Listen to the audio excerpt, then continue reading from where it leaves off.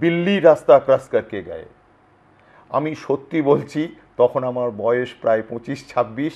আমি জানতামই না যে রাস্তা দিয়ে যদি বিড়াল একটা ক্রস করে যায় সেটা নাকি মহা অযাত্রা, এবং এইভাবেই তখন গেলে একটা গোলমাল হবেই।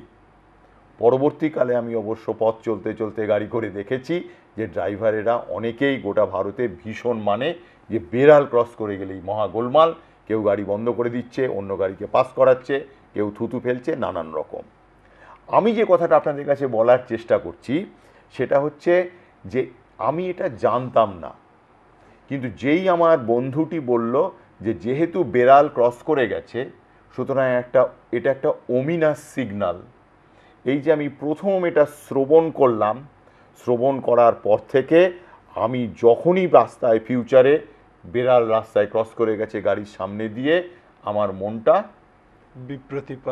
বিপ্রতিপন্না ডিস্টার্বড হয়ে গেছে, প্রতিপন্ন হয়নি। যতদিন এটা জানতাম না ততদিন হতো না।